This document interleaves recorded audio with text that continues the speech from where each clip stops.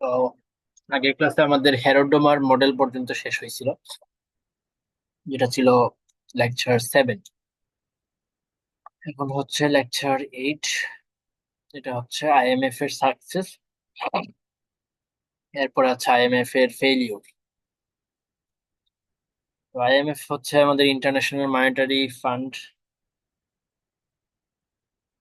যে প্রতিষ্ঠান সেটা, ওইটার সাকসেস। সো এখানে বলা হচ্ছে আমাদের এই ফরেন এক্সচেঞ্জ কোর্সের রিলেটেড রেগুলেটরি বডি হচ্ছে আইএমএফ, ইন্টারন্যাশনাল মনিটারি ফান্ড। এটা হচ্ছে আমাদের এই কোর্সের রিলেটেড একটা রেগুলেটরি বডি। তো 1944 থেকে 1944 সালে একটা কনফারেন্স হয়, যেটাকে বলে ব্রেটন উডস কনফারেন্স, ইউএসএ তে। ওই কনফারেন্স থেকেই আইএমএফ এবং ওয়ার্ল্ড ব্যাংকের সৃষ্টি হয়েছে। ঠিক আছে, 1944 থেকে 1946। এর আগের একটা ক্লাসে যেখানে আমি বলতে ভুলে গেছিলাম, স্যার খুব সম্ভবত 2 বা 3 নাম্বার ক্লাসে বলছিল যে 1940s যে ফোর্টিস ডেভেলপমেন্ট নামে একটা টপিক, ছোট একটা টপিক বলেছিলেন, ফোর্টিস ডেভেলপমেন্ট। সো এই যে ফোর্টিস ডেভেলপমেন্ট যে টপিকটা আগের লেকচারে স্যার বলছিল, ওইখানে আমি বলতে ভুলে গেছি, তো এটার সাথে এটা রিলেটেড, এর জন্য বলে দিচ্ছি। ফোর্টিস ডেভেলপমেন্ট মানে হচ্ছে 1940-এর দশকে যা যা বানানো হয়েছে আর কি, ওই সবগুলাকে বলা হয় একসাথে ফোর্টিস ডেভেলপমেন্ট। ঠিক আছে। বাহ, এটা কি এলো? এটা কই থেকে এলো? সো ফোর্টিস ডেভেলপমেন্ট দিয়ে আসলে কি বোঝাচ্ছে? 1940-এর দশকে হচ্ছে অনেকগুলা অর্গানাইজেশন গঠিত হয়েছে। এর মধ্যে প্রথম হচ্ছে ইউএনও, ইউনাইটেড নেশন। ও দিয়ে কি বোঝায় কে জানে। সো ইউএন বললাম, সাপোজ ইউএন, ইউনাইটেড নেশন, এটা হচ্ছে 1941 সালে গঠিত হয়েছে। ইউএন, ইউএন, এটা হচ্ছে কত সালে? 41-এ। ঠিক আছে, 41-এ। এরপরে আসছে আইএমএফ। আইএমএফ তোমরা দেখতে পাচ্ছ, আইএমএফ হচ্ছে এই যে 1944 থেকে 46 এই সালের মধ্যে। সেম ভাবে ওয়ার্ল্ড ব্যাংক, ওয়ার্ল্ড ব্যাংকও সেম। তাহলে কয়টা হইলো? ইউএন, আইএমএফ, ওয়ার্ল্ড ব্যাংক, তিনটা। আর একটা হচ্ছে গেট, GATT, যেটা হচ্ছে আমাদের ডাব্লিউটিও, এটার আগের ভার্সন। ঠিক আছে, গেট। সো গেট হচ্ছে 1947-এ, 47-এ। ঠিক আছে, এটা ডাবল টি হবে। সো গেট, এই যে চারটা, এর মধ্যে আইএমএফ হচ্ছে মানি মার্কেটকে দেখার জন্য, আইএমএফ মানি মার্কেটকে দেখার জন্য, এমএম মানি মার্কেট। আর ওয়ার্ল্ড ব্যাংক হচ্ছে গঠিত হয়েছিল ক্যাপিটাল মার্কেটকে দেখার জন্য, ক্যাপিটাল মার্কেটকে। আর গেট, গেট প্রতিষ্ঠা হয়েছিল যে আহ ওই যে কি জানি বলে, কি দূর করার জন্য, মার্কেন্টালিজম দূর করার জন্য। গেট আসছিল মার্কেন্টালিজম যে থিওরিটা, মার্কেন্টালিজম থিওরিটা দূর করার জন্য। আর কি ওয়ার্ল্ড ব্যাংক, ওয়ার্ল্ড ব্যাংক তো বললাম, আইএমএফ ও বললাম, গেট বললাম, ইউএন যেটা ইউনাইটেড নেশনস, এটা নিয়ে কিছু বলে নাই স্যার, সো এটা বাদ। তো এই জিনিসগুলোকে বলে একসাথে ফোর্টিস এর ডেভেলপমেন্ট। ওকে, তো আবার এখানে চলে আসি, আইএমএফ এর সাকসেস নিয়ে কথাবার্তা। সো 1944 থেকে 46-এ আইএমএফ এবং ওয়ার্ল্ড ব্যাংক আসছে। এই কনফারেন্সকে বলা হয় পৃথিবীর, এই কনফারেন্সে বলা হয় পৃথিবীকে ইন্টিগ্রেটেড করা দরকার, পৃথিবীটাকে ইন্টিগ্রেটেড করা দরকার। মার্কেন্টালিজম থিওরিতে যেখানে যেখানে ছিল যে বেগার দ্য নাইবার পলিসি, যে পাশের দেশকে বেগার বানাও, বেগার বানায় নিজে বড়লোক হও, এই কনফারেন্সে বলতেছে না, এই থিওরি থেকে বের হয়ে আসতে হবে। বের হয়ে কি করতে হবে? সবাই একসাথে ডেভেলপ করতে হবে।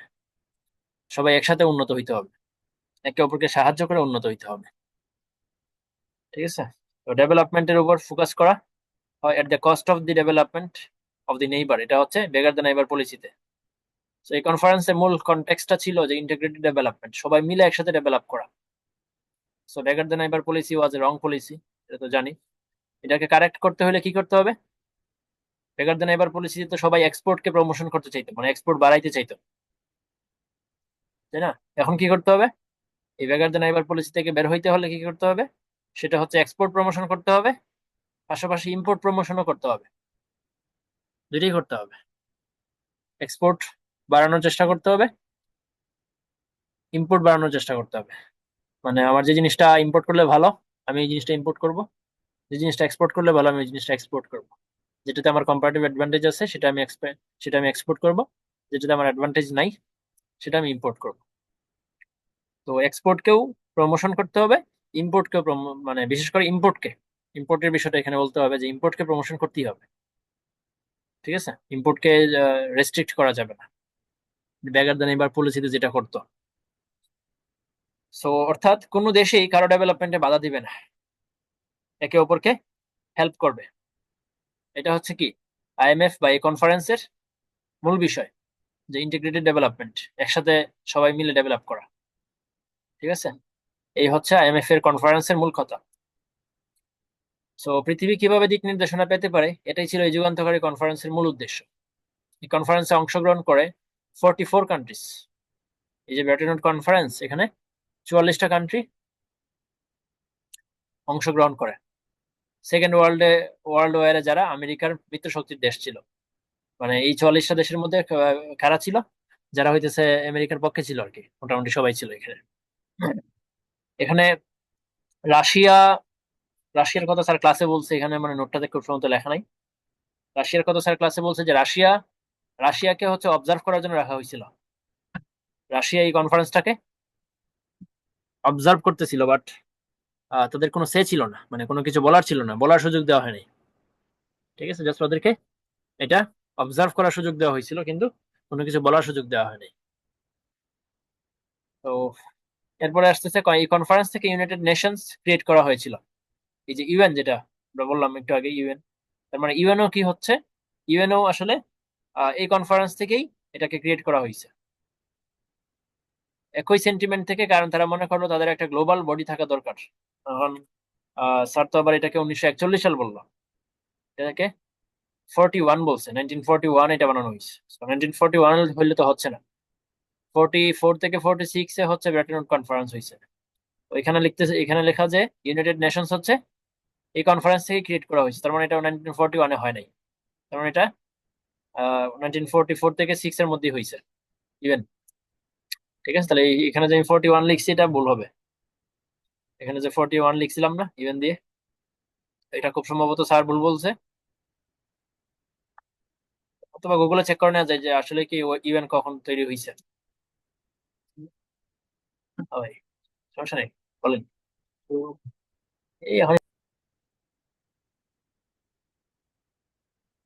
এই ছিলাম এই কনফারেন্স থেকে ইউনাইটেড নেশনস। আচ্ছা হ্যাঁ, এই জিনিসটা শেষ হয়েছিল যে এই কনফারেন্স থেকেই ইউনাইটেড নেশন ক্রিয়েট করা হয়েছে। সো একই সেন্টিমেন্ট থেকে, কারণ তারা মনে করলো তাদের একটা গ্লোবাল বডি থাকা দরকার। সো তাদের একটা গ্লোবাল বডির জন্য ইউনাইটেড নেশনস কে কি করলো, আহ বানাইলো। এই কনফারেন্সে বসে তারা চিন্তা করলো এই পৃথিবীকে তাদের এগিয়ে নিতে হবে, and what are the methods by which we can progress। ঠিক আছে, এই কনফারেন্সে তারা কি করলো, এটা তো এতক্ষণ বললাম যে তারা ইন্টিগ্রেটেড ভাবে একসাথে সবাই ডেভেলপ করতে চায়।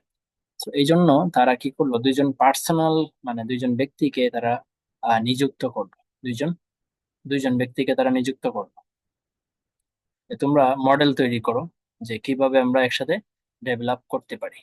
এই দুইজন ব্যক্তি হচ্ছে, একজন হচ্ছে বিখ্যাত আমাদের কেইনস, যে হচ্ছে ফ্রম ইউকে। আরেকজন ব্যক্তি হচ্ছে ডেক্সটার হোয়াইট, যিনি হচ্ছে আমেরিকা থেকে। ঠিক আছে, এই দুইজন ব্যক্তিকে কি করা হইলো, বলা হইলো যে তোমরা দুইজনে মডেল তৈরি করো, একটা মডেল তৈরি করো যে আমরা কিভাবে একসাথে উন্নতি করতে পারি সবাই মিলে।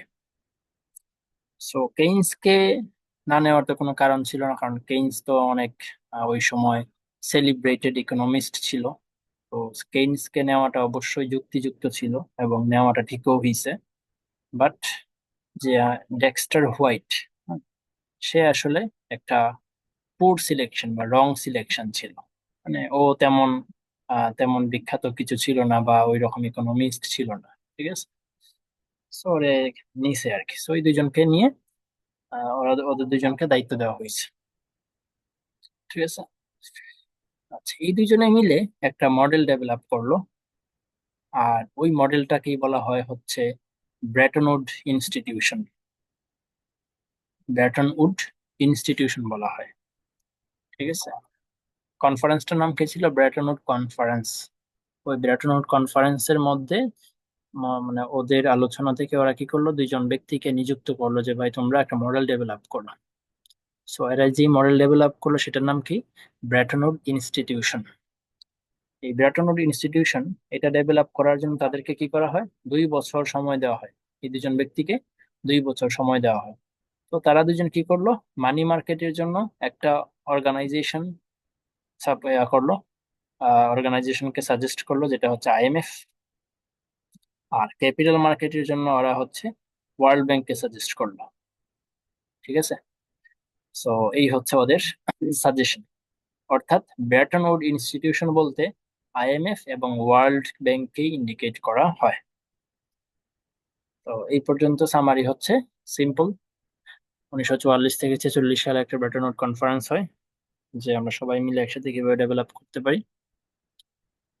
সো ওরা আলোচনায় বসলো। বসার পরে হচ্ছে দুজন ব্যক্তিকে দায়িত্ব দেওয়া হইলো, কেইনস এবং ডেক্সলার হোয়াইট, যে তোমরা দুজন হচ্ছে কি করো, একটা মডেল তৈরি করো যে আমরা কিভাবে একসাথে ডেভেলপ করতে পারি, উন্নতি করতে পারি। সেই দুজন কি করলো, 2 বছর সময় নিল। 2 বছর সময় নিয়ে ওরা মানি মার্কেটের জন্য সাজেস্ট করলো আইএমএফ, আইএমএফ বানানোর জন্য সাজেস্ট করলো। আর ক্যাপিটাল মার্কেটের জন্য ওরা সাজেস্ট করলো ওয়ার্ল্ড ব্যাংক। এই হচ্ছে এদের সাজেশন। ওকে, এরপরে আসতেছে built in stabilisation. Built in stabilisation যে জিনিসটা আমরা আগেও পড়ে আসছি, মানে এটা পড়ছি অন্য নামে, ছিল হচ্ছে প্রাইস স্পেসি ফ্লো মেকানিজম, এরকম একটা থিওরি, একদম ফার্স্ট লেকচারে পড়ার কথা। প্রাইস স্পেসি মানে হচ্ছে গোল্ড, গোল্ড আর প্রাইসের মধ্যে যে সম্পর্ক, হ্যাঁ, ওই মেকানিজম, এটাকে বলে বিল্ট ইন স্টেবিলাইজেশন। মানে স্টেবিলাইজেশন জিনিসটা, স্টেবিলাইজের যে একটা ব্যাপার, মানে স্থির স্থির থাকা বা স্টেবল থাকার যে একটা ব্যাপার, সেটা বিল্ট ইন মানে আগে থেকেই আছে, ঠিক আছে। আমরা ওই যে এক্সাম্পল না যাই, আমাদের যে গোল্ড, সাপোজ ডিরেক্ট বলে ফেলি যে জিনিসটা হচ্ছে গোল্ড, যেটা গোল্ডের মধ্যে একটা বিল্ট ইন স্টেবিলাইজেশন একটা ব্যাপার আছে, ঠিক আছে। গোল্ডের মধ্যে একটা স্টেবল জিনিস, মানে একটা স্টেবিলিটির একটা ব্যাপার আছে আগে থেকেই দেওয়া, ঠিক আছে। সো আচ্ছা, এখন আসি মেইন থিওরিতে, যে আসলে এখানে কি বলা হচ্ছে, যে built in stabilisation was the main motive behind the creation of IMF. এই যে ওরা আইএমএফ সাজেস্ট করছে না, আইএমএফ এর পিছনে ওদের মেইন মোটিভ কি ছিল? মেইন মোটিভ ছিল যে বিল্ট ইন স্টেবিলাইজেশন করা হবে। সো এই বিল্ট ইন স্টেবিলাইজেশন মানে কি, মানে হচ্ছে প্রাইস এবং গোল্ডের মধ্যে যে একটা সম্পর্ক। সো এটা কিভাবে কি দেখি, একমাত্র গোল্ড স্ট্যান্ডার্ড মেনটেন করা হলেই পৃথিবী অটোমেটিক্যালি স্টেবিলাইজড হয়ে যাবে। এটা ছিল ওদের মোটিভ। ওরা যে আইএমএফ কে সাজেস্ট করছে, কেন আইএমএফ কে সাজেস্ট করছে? ওরা সাজেস্ট করছে যে হ্যাঁ, আইএমএফ বানাও এবং গোল্ড স্ট্যান্ডার্ড মেনটেন করো, প্রত্যেকটা কান্ট্রি গোল্ড স্ট্যান্ডার্ড মেনটেন করো। যদি গোল্ড স্ট্যান্ডার্ড মেনটেন করা হয়, তাহলে গোল্ডের মধ্যে কি আছে? গোল্ডের মধ্যে একটা স্টেবিলিটির একটা ব্যাপার আছে, বিল্ট ইন ইনহেরেন্টলি, ঠিক আছে।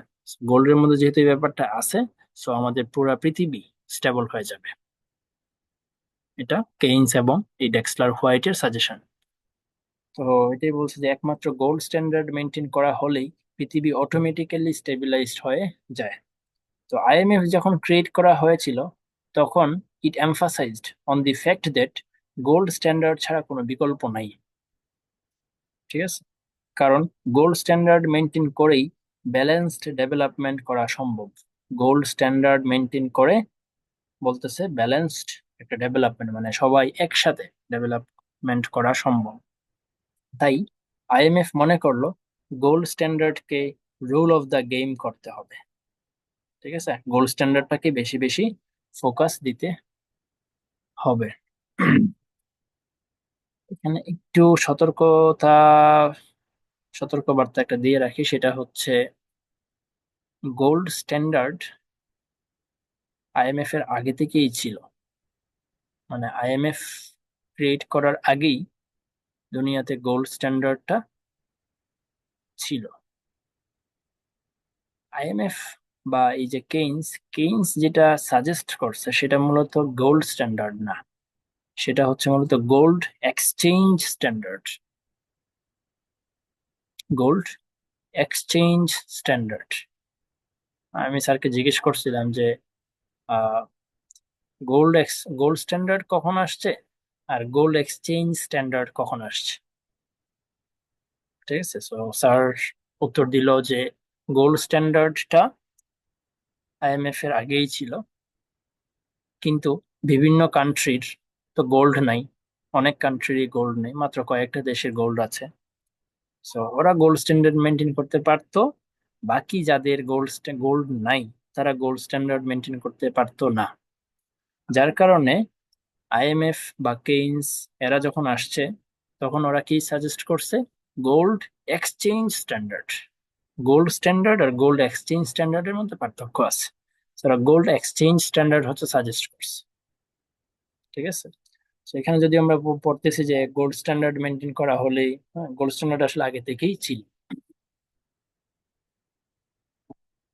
আচ্ছা, so we know that gold standard থাকলে যেই দেশে আজকে বেটার অফ, তারা পরবর্তীতে ইভেনচুয়ালি ওর্স অফ হয়ে যাবে। এটা কিন্তু আমরা এই যে গোল্ড স্ট্যান্ডার্ডের কারণে, গোল্ড স্ট্যান্ডার্ড থাকলে যে এক দেশ আজকে বেটার অফ এবং কিছুদিন পরে যে ওর্স অফ হয়, এটা কিন্তু আমরা ওই যে শুরুর দিকে একটা টেবিলের মধ্যে পড়ছিলাম। মানে মার্কেন্টালিজম থিওরির সময় কিন্তু আমরা এই যে গোল্ড স্ট্যান্ডার্ডের কারণে এই কাহিনীটা যেটা হয় যে প্রথমে ইংল্যান্ড ভালো করে, এরপরে হচ্ছে কিন্তু আমাদের ছিল ফ্রান্স। ফ্রান্স হচ্ছে কি করে, পরে ফ্রান্স ভালো করে। তো শুরুর দিকে ইংল্যান্ড ভালো করে, পরে আবার ইংল্যান্ড খারাপ করে। শুরুর দিকে ফ্রান্স ভালো খারাপ করে, ফ্রান্স পরে আবার ভালো করে। এরকম দেখতেছিলাম না মার্কেন্টালিজমের মধ্যে। ওই সময় কিন্তু গোল্ড স্ট্যান্ডার্ড ওরা মেনটেন করতেছিল অলরেডি। ঠিক আছে, তো এটাই বলতেছে যে উই নো দ্যাট, আমরা জানি যে গোল্ড স্ট্যান্ডার্ড থাকলে একটা দেশ প্রথমে ভালো করে পরে আবার খারাপ করে। ঠিক আছে, সো এটাই হচ্ছে আসলে পৃথিবীকে অটোমেটিক্যালি ব্যালেন্স করে দেয়। যেহেতু একবার ভালো করে এরপরে আবার খারাপ করে, অটোমেটিক কি কি কি হয়, একটা ব্যালেন্স পজিশনে চলে আসে। ঠিক আছে, আচ্ছা, সো কন্টিনিউ হবে আর কি, এগুলো দেখে তাকায় লাভ নাই। তো এরপরে আসতেছে ইউনাইটেড নেশনস বা গেট, আইএমএফ, ওয়ার্ল্ড ব্যাংক, এই সবগুলোই হচ্ছে ব্রেটন উড কনফারেন্সের আউটকাম। তো এটা তো আমরা পড়ছি। আইএমএফ এমফাসাইজ করলো যে গ্লোবাল ডেভেলপমেন্টের জন্য গ্লোবাল গোল্ড স্ট্যান্ডার্ড আমাদের লাগবে। সেটা তো পড়ছি আমরা তখন। গোল্ড স্ট্যান্ডার্ড মানে কি, যে তখন গোল্ড স্ট্যান্ডার্ড বলতেছি, এই গোল্ড স্ট্যান্ডার্ড মানে কি? গোল্ড স্ট্যান্ডার্ড মানে হচ্ছে, গোল্ড স্ট্যান্ডার্ড মিন্স মানি সার্কুলেট করার জন্য, মানে গোল্ডকে ইয়া করা, রিজার্ভে রাখা, মানে গোল্ডের বেসিসে মানি সার্কুলেট করাকেই বলা হয় হচ্ছে গোল্ড স্ট্যান্ডার্ড। ঠিক আছে, কিন্তু আমরা জানি যে অতীতে গোল্ড স্ট্যান্ডার্ড ফেল করেছে। এই যে এখানে কিন্তু আবার চলে আসতেছে স্যারের কথাগুলো, যে গোল্ড স্ট্যান্ডার্ড কিন্তু মার্কেন্টালিজমের সময় ছিল, সো এটা কিন্তু ফেল করছে ওই সময়। সো এর বিকল্প হিসেবে আইএমএফ ইন্ট্রোডিউসড, এই যে আইএমএফ বা Keynes introduced gold exchange standard. ঠিক আছে, so it is not gold standard, এটা হচ্ছে আসলে গোল্ড এক্সচেঞ্জ স্ট্যান্ডার্ড। এই গোল্ড স্ট্যান্ডার্ডের তিনটা বৈশিষ্ট্য আছে। আচ্ছা, গোল্ড এক্সচেঞ্জ স্ট্যান্ডার্ডের না, বরং গোল্ড স্ট্যান্ডার্ডের তিনটা বৈশিষ্ট্য আছে। এই বৈশিষ্ট্যগুলো কার? গোল্ড স্ট্যান্ডার্ডের, নট গোল্ড এক্সচেঞ্জ। কিন্তু গোল্ড স্ট্যান্ডার্ডের তিনটা বৈশিষ্ট্য কি কি? একটা হচ্ছে যে গোল্ডের প্রাইসটা সেন্ট্রাল ব্যাংক অলওয়েজ কোট করে। ঠিক আছে, আমার দেশে গোল্ডের প্রাইস কত হবে সেটা আমার দেশের সেন্ট্রাল ব্যাংক কি করবে বলে দিবে। ঠিক আছে, ফর এক্সাম্পল, প্রতিদিনের গোল্ডের প্রাইসটা central bank time and again quote করে, মানে টাইমে টাইমে হচ্ছে কোট করে। এটা হচ্ছে প্রথম ক্যারেক্টারিস্টিক্স। গোল্ড স্ট্যান্ডার্ডের প্রথম ক্যারেক্টারিস্টিক্স হচ্ছে যে গোল্ডের প্রাইসটা সেন্ট্রাল ব্যাংক সেট করে দিবে টাইম টু টাইম। দুই নম্বর কি, দুই নম্বর হচ্ছে সেন্ট্রাল ব্যাংক ওই কোট করা রেটে গোল্ড কিনতে এবং বিক্রি করতে বাধ্য থাকবে। এটা হচ্ছে সেকেন্ড ক্যারেক্টারিস্টিক্স, যে ওই প্রাইসেই সেন্ট্রাল ব্যাংক কিনবে এবং বিক্রি করবে। তিন নাম্বার হচ্ছে there is a free flow of gold. That means গোল্ডের ইনফ্লো এবং আউটফ্লোতে কোনো রেস্ট্রিকশনস থাকবে না, মানে এক দেশ থেকে আরেক দেশে গোল্ড যাবে আসবে, এটা নিয়ে কোনো রেস্ট্রিকশনস, বাধা থাকবে না। এই হচ্ছে তিনটা ক্যারেক্টারিস্টিক্স অফ গোল্ড স্ট্যান্ডার্ড। আচ্ছা, এরপরে আসতেছে যে পিওর গোল্ড স্ট্যান্ডার্ড হতে হলে এই তিনটা বৈশিষ্ট্য অবশ্যই থাকতে হবে। কিন্তু কিন্তু পিওর গোল্ড স্ট্যান্ডার্ড মেনটেন করাটা খুবই লাক্সারিয়াস এবং কস্টলি। এটা গোল্ড স্ট্যান্ডার্ড মেনটেন করা সম্ভব হয় না। এটা মেনটেন করতে হইলে আসলে ইকোনমিকে অনেক স্ট্রং হইতে হয়, একটা ইকোনমিকে অনেক স্ট্রং হইতে হয়। পৃথিবীতে খুব কম দেশই আছে যারা গোল্ড স্ট্যান্ডার্ডটা মেনটেন করতে পেরেছিল, as they can't afford it, তারা এটা আসলে অ্যাফোর্ড করতে পারে না, কারণ এটা তো অনেক কস্টলি বিষয় এবং গোল্ড তো আর সবার কাছে থাকে না। এক্সপোর্টও সবাই করতে পারে না সমানভাবে। এক্সপোর্ট না করলে আমার গোল্ড কোত্থেকে আসবে, এবং আমার নিজের দেশে যদি গোল্ড না থাকে, গোল্ডের খনি যদি না থাকে, সেক্ষেত্রে আমার গোল্ড কোত্থেকে আসবে? সো এই গোল্ড গুলাকে রিজার্ভে আনা অনেক কস্টলি ব্যাপার স্যাপার ছিল, যার কারণে অনেক দেশ গোল্ড স্ট্যান্ডার্ড মেনটেন করতে পারতেছিল না। এজন্যই এজন্যই আইএমএফ বিকল্প হিসেবে গোল্ড এক্সচেঞ্জ স্ট্যান্ডার্ডকে ইন্ট্রোডিউস করে। তাইলে গোল্ড এক্সচেঞ্জ স্ট্যান্ডার্ডে এখন ঢুকে যেতে হবে। এতক্ষণ গোল্ড স্ট্যান্ডার্ডের মধ্যেই ছিলাম, গোল্ডে গোল্ড স্ট্যান্ডার্ডের বৈশিষ্ট্য, গোল্ড স্ট্যান্ডার্ড আগে ছিল, হ্যাঁ, এই জিনিসগুলো দেখলাম। এখন আইএমএফ কি করছে, গোল্ড এক্সচেঞ্জ স্ট্যান্ডার্ডটাকে ইন্ট্রোডিউস করছে। তো গোল্ড এক্সচেঞ্জ স্ট্যান্ডার্ডে যেটা বলা হচ্ছে যে এটার আহ দুইটা টায়ার আছে, এটার দুইটা লেভেল আছে, দুইটা স্তর আছে। গোল্ড এক্সচেঞ্জ স্ট্যান্ডার্ডের দুইটা টায়ার আছে। টায়ার ওয়ান, কিছু কিছু কান্ট্রি যারা হচ্ছে গোল্ড স্ট্যান্ডার্ড এফোর্ড করতে পারে, গোল্ড স্ট্যান্ডার্ড এফোর্ড করতে পারে, তারা হচ্ছে গোল্ড স্ট্যান্ডার্ড মেনটেন করবে। ঠিক আছে, তার মানে গোল্ড এক্সচেঞ্জ স্ট্যান্ডার্ড যখন আমরা পড়তেছি, তার মধ্যে আমরা কি বলতেছি, যে কিছু কান্ট্রি যাদের গোল্ড আছে, বা যারা যারা ডেভেলপড কান্ট্রি, যাদের গোল্ড আছে, যাদের কস্ট মানে নিয়ে প্যারা নাই, তারা কি করবে, কোন স্ট্যান্ডার্ড মেনটেন করবে, gold standard maintain, gold standard. ঠিক আছে, যেমন ইউএসএ, ইউকে, জার্মানি, এরা কি করবে, গোল্ডের বেসিসেই কারেন্সি সার্কুলেট করবে। এরা হচ্ছে গোল্ডের বেসিসে কারেন্সি সার্কুলেট করবে, তার মানে হচ্ছে ওরা গোল্ড স্ট্যান্ডার্ডই থাকবে, যেটা আগেও ছিল। ঠিক আছে। টায়ার টু, টায়ার টুটা হচ্ছে আমাদের জন্য, যাদের গোল্ড স্ট্যান্ডার্ড মেনটেন করতে প্রবলেম, গোল্ড স্ট্যান্ডার্ড মেনটেন করতে যাদের সমস্যা, মানে আমার তো গোল্ড নাই এনাফ, সো আমি গোল্ড স্ট্যান্ডার্ড মেনটেন করতে পারবো না, মানে হচ্ছে কি, মানে হচ্ছে আমি গোল্ড রিজার্ভ রেখে আমি কারেন্সি সার্কুলেট করতে পারবো না। যেই দেশ আমার মতো, যারা গোল্ডকে মেনটেন করে কারেন্সি সার্কুলেট করতে সক্ষম না, তারা কি করবে, তারা হচ্ছে গোল্ড কারেন্সিকে বেস করে তাদের মানি সার্কুলেট করবে। গোল্ড কারেন্সি, গোল্ড কারেন্সিটা কি, ওই যে ইউএসএ, ইউকে, জার্মানি, এরা কি করতেছে, গোল্ডকে গোল্ডের বেসিসে কারেন্সি সার্কুলেট করতেছে না? তো গোল্ডের বেসিসে যে কারেন্সি সার্কুলেট করা হয় সেটাকে বলে gold currency. Suppose USA gold reserve রেখে ডলার ছাপাইলো, তাহলে ডলার হয়ে গেল কি, গোল্ড কারেন্সি। আর বাংলাদেশ যাদের গোল্ড মেনটেন করে কারেন্সি সার্কুলেট করার সম্ভব মানে পারবে না, সক্ষমতা নাই, তারা কি করবে? বাংলাদেশ কি করবে তাহলে? এই যে গোল্ড কারেন্সি যেটা হচ্ছে ডলার, ডলারকে সে বেস করবে, ডলারকে বেস করে সে কারেন্সি সার্কুলেট করবে। সো এই হচ্ছে দুইটা টায়ার।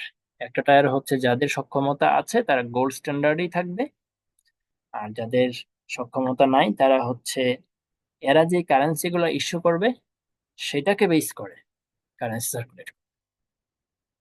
ঠিক আছে, this is the concept of gold exchange standard. ঠিক আছে, এটাকে অপর নামে ফিক্সড রেট অফ এক্সচেঞ্জও বলা হয়। এটাকে আবার কি বলা হয়? Fixed rate of exchange. আচ্ছা, সো ফিক্সড কেন বলা হচ্ছে? কারণ হচ্ছে এই যে এখানে 1 আউন্স গোল্ডের এগেনস্টে, 1 আউন্স গোল্ডের এগেনস্টে কতটুকু ডলার সার্কুলেট করা যাবে সেটা ফিক্সড, সেই রেটটা ফিক্সড। সেম ভাবে এখানে যখন টায়ার টু তে আমরা ডলারকে বেস করে ইয়া করি না, তাহলে 1 ডলারের প্রাইস কত হবে আমাদের বাংলাদেশি টাকায় সেটাও ফিক্সড থাকে, এগুলাকে নাড়াচাড়া করা যায় না। গোল্ড এক্সচেঞ্জ স্ট্যান্ডার্ডে সাপোজ 110, এটা এই রেট গুলা চেঞ্জ করা যায় না, এজন্য এটাগুলো বলা হয় ফিক্সড রেট অফ এক্সচেঞ্জ। একদমই যে করা যায় না বিষয়টা এরকম না, একটু এদিক সেদিক করা যায়, সেগুলো পরে আসতেছে আলোচনাতে। সো আপাতত ধরে নিচ্ছে যে এই রেট গুলো কি থাকে? ফিক্সড থাকে, যার কারণে এটাকে আবার গোল্ড এক্সচেঞ্জ স্ট্যান্ডার্ডের অপর নাম হচ্ছে fixed rate of exchange.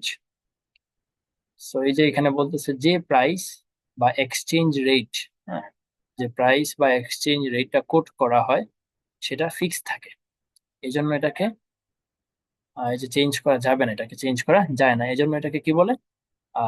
Fixed fixed rate of exchange বলে। এখন একদমই একদমই যে করা যায় না বিষয়টা এরকম না, এটাকে চেঞ্জ করার ব্যাপারে একটু লিমিট আছে। সেটা হচ্ছে ±1%, খুব অল্প চেঞ্জ করা যায়। ঠিক আছে, এই যে 1 ডলারের দাম কত হবে বাংলাদেশি টাকায় সেটা আইএমএফ ঠিক করে দেয়, বা সেন্ট্রাল ব্যাংক মনে হয় ঠিক করে, সেন্ট্রাল ব্যাংকই খুব সম্ভবত ঠিক করে।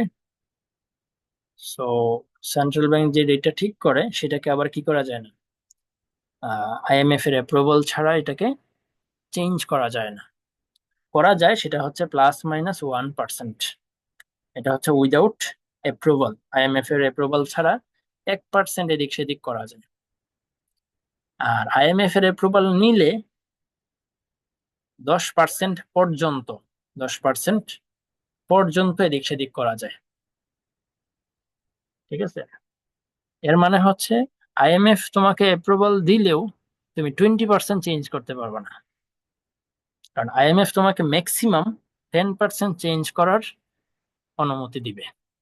তাহলে এটা হইতে পারে 5% দিল, হইতে পারে 6% দিল, হইতে পারে 7% দিল, ম্যাক্সিমাম সে 10% পর্যন্ত চেঞ্জ করার অনুমতি দিবে, এর উপরে সেও পারবে না। ঠিক আছে, এই হচ্ছে, এজন্য এটাকে আসলে ফিক্সড বলা হয়, যে মোটামুটি এটা স্টেবল থাকে। তো এই যে রেটটা, এক্সচেঞ্জ রেটটা স্টেবল থাকে, এজন্য হচ্ছে এটা এটাকে ফিক্সড রেট বলা হয়। অর্থাৎ এভাবে এই রেটটাকে ফিক্সড এক্সচেঞ্জ রেট করা হলো, যেটা পৃথিবীতে স্টেবিলিটি আনবে। যেহেতু এই এক্সচেঞ্জ রেট গুলা ফিক্স, তো এটা পৃথিবীকে স্টেবল রাখবে আর কি। এরপরে বলতেছে গোল্ড এক্সচেঞ্জ স্ট্যান্ডার্ডের ফলে, গোল্ড এক্সচেঞ্জ স্ট্যান্ডার্ড এর ফলে আমরা একটা মাল্টিলেটারাল এক্সচেঞ্জ রেট পাই। ঠিক আছে, এই জিনিসটা একটু বলি, সেটা হচ্ছে আমার দেশের যে সেন্ট্রাল ব্যাংক, সে কি করলো? ডলারের এগেইনস্টে কারেন্সি সার্কুলেট করলো, তাই তো? তাহলে আমরা 1 ডলারের জন্য প্রাইস সেট করে দিলাম, সাপোজ বাংলাদেশ 1 ডলারের জন্য প্রাইস সাপোজ সেট করে দিলাম হচ্ছে 100 টাকা। ঠিক আছে, 100 টাকা, 100 টাকা।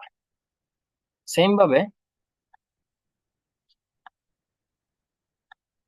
পাকিস্তানও কি করলো? পাকিস্তানও সাপোজ হচ্ছে ওর গোল্ড স্ট্যান্ডার্ড মেনটেন করার ক্ষমতা নাই, তো ও হচ্ছে গোল্ড এক্সচেঞ্জ স্ট্যান্ডার্ডে গেল।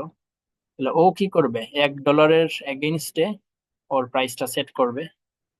তো সাপোজ আমি ধরে নিলাম যে এটা সেট করলে হচ্ছে 50, ওদের পাকিস্তানি রুপি, এটা কি রুপি বলে নাকি যেন কি, রুপি তো হচ্ছে ইন্ডিয়ান।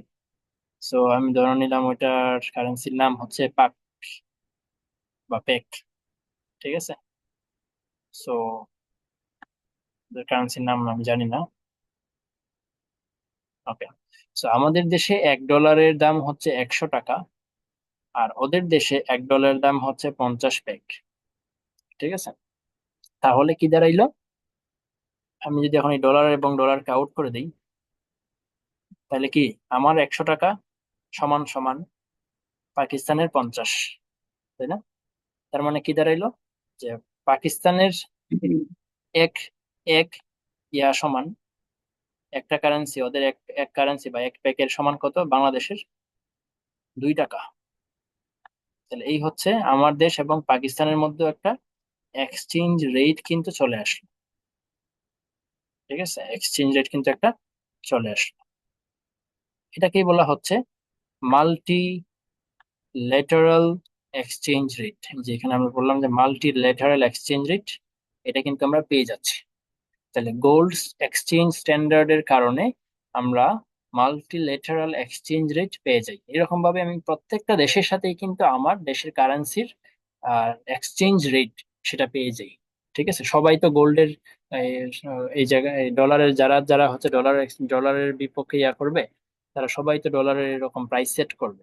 ওই প্রাইস গুলোর সাথে আমার প্রাইস গুলো ইকুয়েট করেই কিন্তু আমি আমার এক্সচেঞ্জ রেটটা পেয়ে যাচ্ছি। তো এটাকে বলতেছে মাল্টিলেটারাল এক্সচেঞ্জ রেটটা পাওয়া যায়, ঠিক আছে। তো এটা এক্সাম্পল দিছে এখানে। এই যে পাকিস্তানের এটা হচ্ছে রুপি, রুপি দেখা যাচ্ছে। আমি তো আবার ইন্ডিয়ারটা রুপি ভাবতেছিলাম। তো পাকিস্তান আর ইন্ডিয়া মানে সেম সেম কারেন্সি। আচ্ছা, তো এটা পাইলাম, মাল্টিলেটারাল পেমেন্ট সিস্টেম পাইলাম। সো এটাকে, এই যে মাল্টিলেটারাল পেমেন্ট সিস্টেমটা বের হইলো বা বের করলো আইএমএফ, এটাকে বলা হচ্ছে আইএমএফ এর ওয়ান অফ দি সাকসেস। এটাকে বলা হচ্ছে আইএমএফ এর একটা সাকসেস। আমরা আমাদের টপিকের নামই কিন্তু ছিল আইএমএফ এর সাকসেস।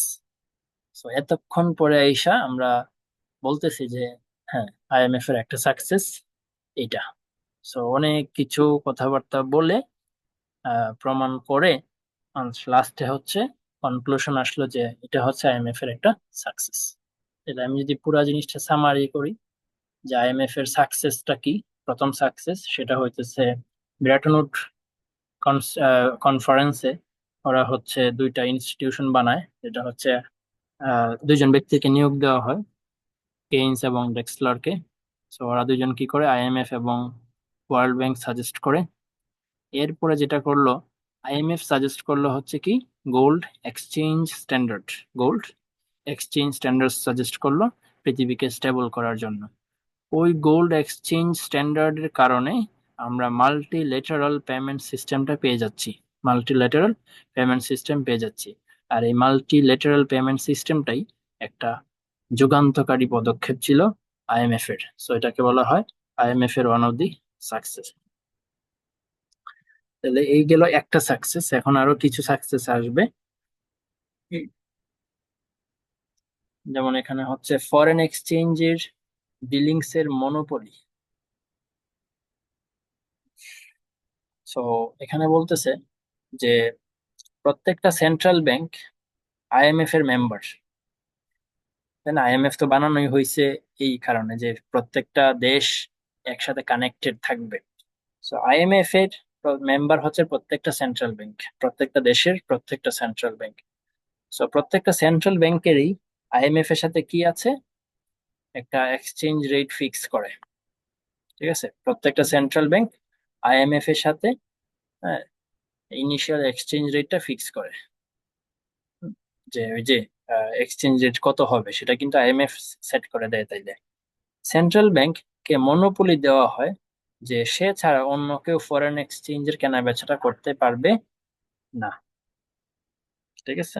এই ক্ষমতাটা আইএমএফ প্রত্যেকটা সেন্ট্রাল ব্যাংককে দিয়েছিল ওই সময়, যে তোমাকে আমি বললাম আইএমএফ সেট করে দিল যে $1 সমান কত, 100। ঠিক আছে, এটা সেট করে দিল আইএমএফ।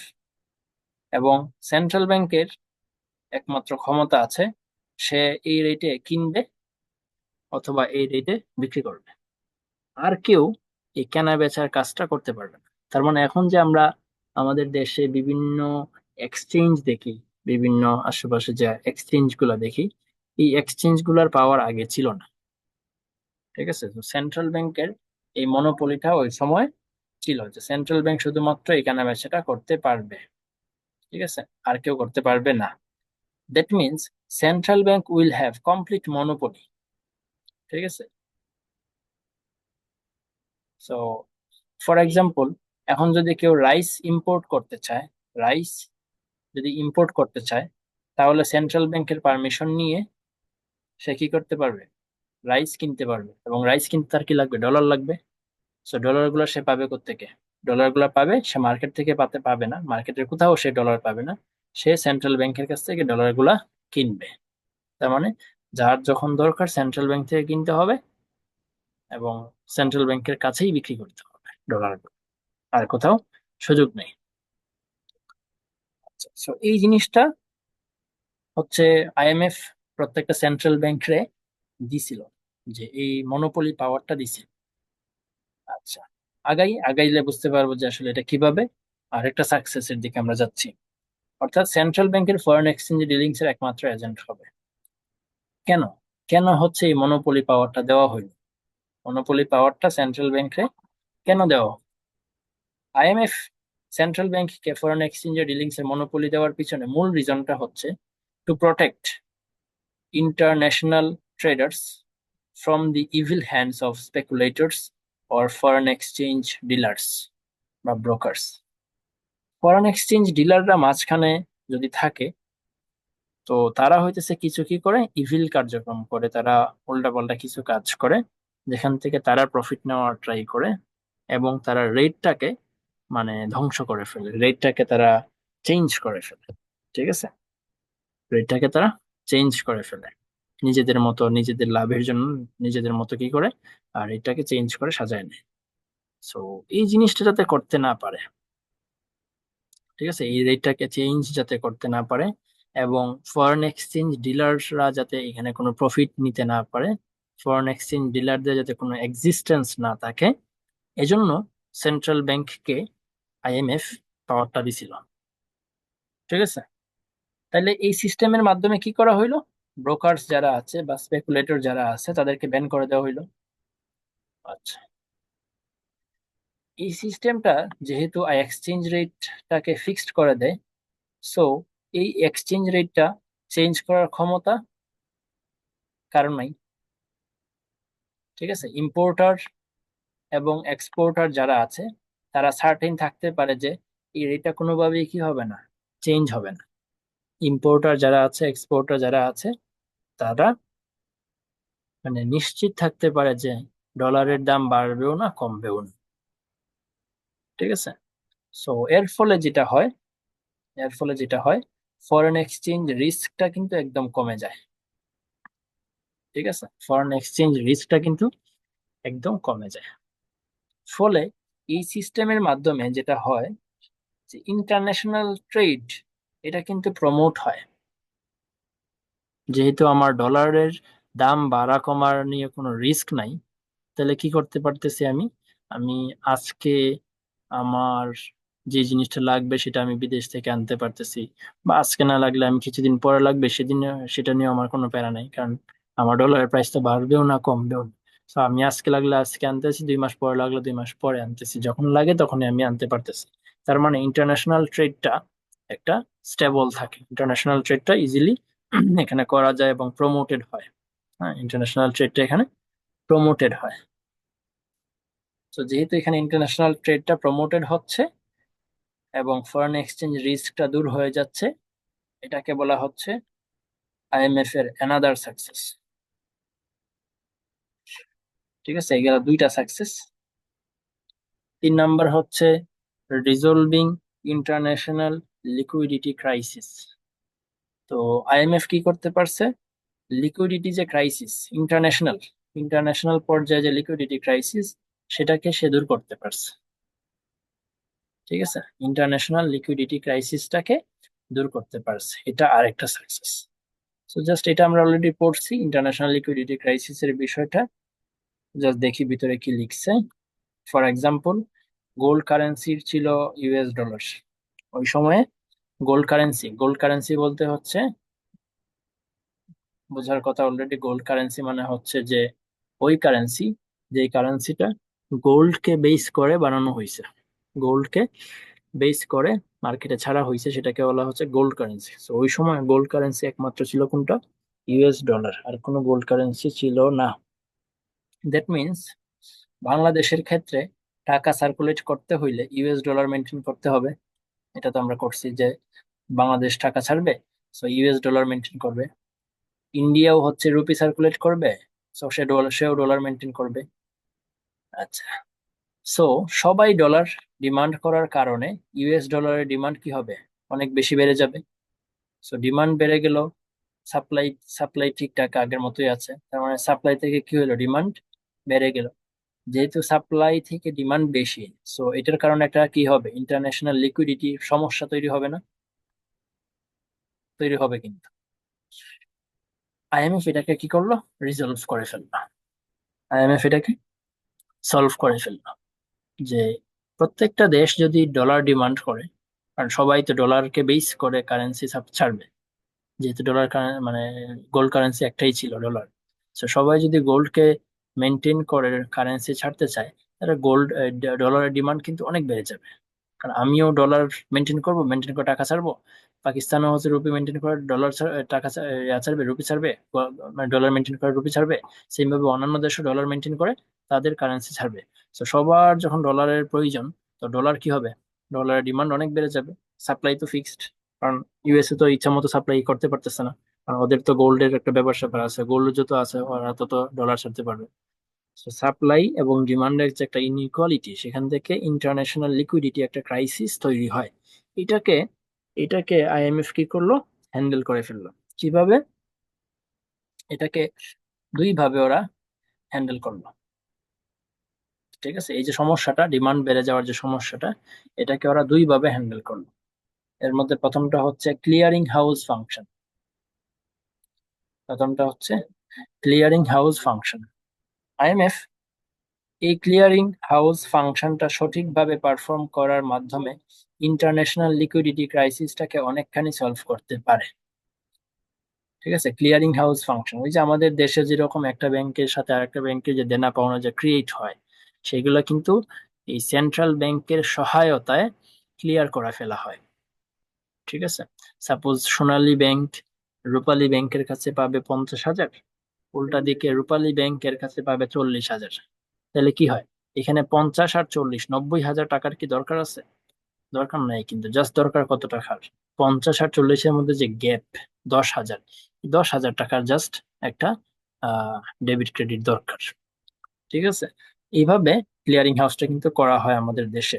তো সেম ভাবে যখন আহ, আহ, এই ডলারের ক্ষেত্রেও যে আমাদের যে ডিমান্ড তৈরি হয়, ঠিক আছে, এখানে এইটাকেও সেম ভাবে ক্লিয়ারিং হাউস ফাংশনটা করে মনে হয় আইএমএফ। দেখি কি লিখছে। আইএমএফ এই ক্লিয়ারিং হাউস ফাংশনটা সঠিকভাবে পারফর্ম করার মাধ্যমে ইন্টারন্যাশনাল লিকুইডিটি ক্রাইসিসটাকে অনেকখানি সলভ করতে পারে। অনেকখানি, পুরোটা তো অবশ্যই সম্ভব না। ফর এক্সাম্পল, সব দেশের সেন্ট্রাল ব্যাংকের যেহেতু আইএমএফ এর মেম্বার, তাদের সবার একটা অ্যাকাউন্ট আছে না? আইএমএফ এর কাছে কিন্তু সবার অ্যাকাউন্ট আছে, যেরকম আমাদের দেশের প্রত্যেকটা ব্যাংকের অ্যাকাউন্ট আছে সেন্ট্রাল ব্যাংকের সাথে, এবং দেনা পাওনা গুলা কিন্তু ওই অ্যাকাউন্টের মাধ্যমে কি করা হয়? ডেবিট ক্রেডিট করে নিষ্পত্তি করে ফেলা হয়। তো যেহেতু আমাদের প্রত্যেকটা দেশেরই কি আছে? অ্যাকাউন্ট আছে কার সাথে? আইএমএফ এর সাথে। দ্যাটস হোয়াই কোনো ফিজিক্যাল কারেন্সি এখানে লাগে না। দ্যাটস হোয়াই কোনো ফিজিক্যাল কারেন্সি ছাড়াই অ্যাকাউন্টের মাধ্যমে সব দেশের মধ্যে যে দেনা পাওনা যেটা ক্রিয়েট হয়, সেটা কিন্তু নিষ্পত্তি করে ফেলা যায়। ঠিক আছে, কিভাবে? সাপোজ আমি হচ্ছে আহ, পাকিস্তান থেকে কিছু জিনিস কিনবো, তো আমার কি লাগবে? ডলার লাগবে। ঠিক আছে, আবার পাকিস্তানের কাছে কিছু জিনিস আমি বিক্রি করব, তাহলে কি হবে? আমি ওর কাছে ডলার পাবো। তাহলে প্রথম কথা হচ্ছে আমি আমার আমার কাছে ও ডলার পাবে। আবার দ্বিতীয় কথা হইতেছে আমি ওর কাছে ডলার পাবো। তাইলে সাপোজ আমি ওর কাছে পাই 40,000 ডলার, ও আমার কাছে পায় 50,000 ডলার। তাহলে ওরে কি আমার আদৌ 40,000 ফিজিক্যাল কারেন্সি পাঠাইতে হবে? আবার ও আমাকে 50,000 ফিজিক্যাল কারেন্সি পাঠাইতে হবে? মানে মানে হচ্ছে যে আমি 40,000 কাগজ, মানে ডলারের যে কাগজগুলা, ওই 40,000-এর কাগজ আমি হচ্ছে সুইট, মানে ওই যে ব্যাগের মধ্যে করে ওর কাছে পাঠাবো। আবার ও আমাকে 50,000 ব্যাগের মধ্যে করে পাঠাবে। তার মানে কি 90,000 ডলার দরকার। এত ডলার কই পাবো? এত ডলার তো নাই। ইউএসএ তো এত ডলার ছাড়ে নাই মার্কেটে। ডিমান্ড তো বেশি, সাপ্লাই তো কম। তো যেহেতু আমার আইএমএফ এর সাথে অ্যাকাউন্ট আছে, পাকিস্তানেরও সেন্ট্রাল আইএমএফ এর সাথে অ্যাকাউন্ট আছে, সো আমি যে ওর কাছে যেটা পাই 40,000, ও আমার কাছে পাই 50,000। তো এই 40 আর 50, 90,000 ডলার কারেন্সি এখানে দরকার নেই। এখানে শুধুমাত্র 10,000 কারেন্সি আমার অ্যাকাউন্ট থেকে ওর অ্যাকাউন্টে পাঠিয়ে দিলেই হবে। ঠিক আছে? এইভাবে ক্লিয়ারিং হাউস ফাংশনটার মাধ্যমে আইএমএফ কি করতেছে, এই যে ডিমান্ডের যে ক্রাইসিসটা, ডিমান্ড যে অনেক বেশি, সেটাকে সে রিজলভ করে ফেলতে পারতেছে। সো এটা হচ্ছে একটা উপায় যে কিভাবে সে এই ডলার ক্রাইসিসটাকে রিজলভ করতেছে। আচ্ছা, সেকেন্ড সেকেন্ড ওয়ে, যে কিভাবে এই ডলার ক্রাইসিস যেটা আছে সেটাকে রিমুভ করতে পারতেছে। সো কেইনস মনে করেছিল আইএমএফ এর একটা নিজস্ব ফিজিক্যাল কারেন্সি থাকা দরকার। কেইনস মনে করতেছিল যে আইএমএফ এর নিজস্ব একটা ফিজিক্যাল কারেন্সি থাকা দরকার। এই জন্য সে, কেইনস, বেনকুইওর্ট নামে একটা কারেন্সি সাজেস্ট করেছিল, যেটা অবশ্য পরবর্তীতে বাস্তবায়ন করা হয় নাই। ঠিক আছে? অনেকেই মনে করে এটা বাস্তবায়িত হলে ইন্টারন্যাশনাল যে লিকুইডিটি ক্রাইসিস, সেটা আরো ভালোভাবে সলভ করা যেত। যদি আইএমএফ এর নিজস্ব একটা কারেন্সি থাকতো, তাহলে আরো ভালোভাবে এই যে লিকুইডিটি ক্রাইসিস আমরা যেটা সলভ করা ট্রাই করতেছি, সেটাকে আরো ভালোভাবে ট্রাই করা যাইতো, মানে শেষ সলভ করা যাইতো আর কি। কিন্তু এর অনেক পরে ব্যাংকোয়ের আসে নাই, কিন্তু ব্যাংকোয়ের মতোই একটা বিকল্প কারেন্সি সৃষ্টি করা হয়েছে, যেটার নাম হচ্ছে এসডিআর। হ্যাঁ, এসডিআর মানে হচ্ছে special drawings right. Special drawings right, এটা ইন্ট্রোডিউস করা হয়েছে 1969 সালে। এটা ইন্ট্রোডিউস করা হয়েছে 1969 সালে। এসডিআর হলো একটা অ্যাকাউন্টিং কারেন্সি। এসডিআরটা কি? একটা অ্যাকাউন্টিং কারেন্সি, ফিজিক্যাল কারেন্সি না। এসডিআর কোনো ফিজিক্যাল কারেন্সি না। এসডিআর হচ্ছে একটা অ্যাকাউন্টিং কারেন্সি। এই অ্যাকাউন্টিং কারেন্সিটার কারণে, ফর এক্সাম্পল, এখন যদি বাংলাদেশ ইন্ডিয়াকে 1 crore রুপি পেমেন্ট করতে চায়, বাংলাদেশ ইন্ডিয়াকে 1 crore রুপি যদি পেমেন্ট করতে চায় ইউএস ডলার অ্যাভয়েড করে, তাহলে বাংলাদেশ সেটা এসডিআর এর মাধ্যমে করতে পারবে। সো 1 crore রুপির এসডিআর ভ্যালু দিয়ে পেমেন্ট করে ফেললেই হবে। তার মানে এখন আমি যদি ইন্ডিয়া থেকে কিছু কিনতে চাই, তাহলে আমাকে কি করতে হবে না, ওকে ডলার দিতে হবে না, ওকে আমি এসডিআর দিলেই হয়ে যাবে। এসডিআর হচ্ছে একটা নতুন কারেন্সি। তাহলে বিষয়টা কি হইলো, আমার যে ডলারের যে ক্রাইসিস, সেই ডলারের ক্রাইসিসটা কিন্তু এখানে আমার আর হচ্ছে না, মানে ডলারের যে ডিমান্ড, ওই ডলারের ডিমান্ডটা কিন্তু এখানে কমে যাচ্ছে নতুন একটা কারেন্সি আসার মাধ্যমে। তো আমি এসডিআর দিয়েই যেহেতু আমি কেনা বেচাটা করে ফেলতে পারতেছি, তাহলে তো আমার ডলার আর লাগতেছে না। এই হচ্ছে দুইটা উপায়। এই দুইটা উপায়ের মাধ্যমে কি করা যাচ্ছে, বা আইএমএফ কি করছে, আইএমএফ হচ্ছে ইন্টারন্যাশনাল যে লিকুইডিটি ক্রাইসিস সেটাকে দূর করে ফেলছে। এজন্য এটাকে বলা হয় হচ্ছে আরেকটা সাকসেস। এই পর্যন্ত তিনটা সাকসেস পড়লাম। প্রথমটা ছিল হচ্ছে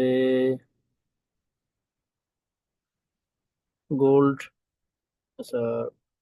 কারেন্সি এক্সচেঞ্জ স্ট্যান্ডার্ড, নাকি gold exchange standard, gold standard, gold, হ্যাঁ gold exchange standard. Gold exchange স্ট্যান্ডার্ডের মাধ্যমে হচ্ছে ওরা একটা মাল্টিল্যাটারাল পেমেন্ট সিস্টেম নিয়ে আসছে। হুম, এক দেশের সাথে আর এক দেশের কারেন্সি রেট ঠিক করার, ওইটা একটা সাকসেস ছিল। 2 নাম্বার সাকসেস হচ্ছে, 2 নাম্বার সাকসেস কি, হ্যাঁ 2 নাম্বার সাকসেস হচ্ছে ওই যে সেন্ট্রাল ব্যাংকের মনোপলি দিয়ে হচ্ছে ইয়া করা হয়েছে, ফরেন এক্সচেঞ্জ ডিলারদেরকে দূর করে ফেলা হয়েছে এবং ফরেন এক্সচেঞ্জ রিস্কটা কমে গেছে। সো এই ইম্পোর্ট এক্সপোর্ট ইন্টারন্যাশনাল ট্রেড যেটা, সেটা প্রমোট করছে আইএমএফ। সো এটা ছিল একটা সেকেন্ড সাকসেস। আর থার্ড সাকসেস তো এটা মাত্র বললাম, যেটা হচ্ছে ইন্টারন্যাশনাল লিকুইডিটি ক্রাইসিসটাকে ওরা 2 ভাবে দূর করছে। এই হচ্ছে আইএমএফ এর 3টা সাকসেস, আরো মনে হয় কয়েকটা বাকি আছে। এটা এই পর্যন্তই রাখলাম।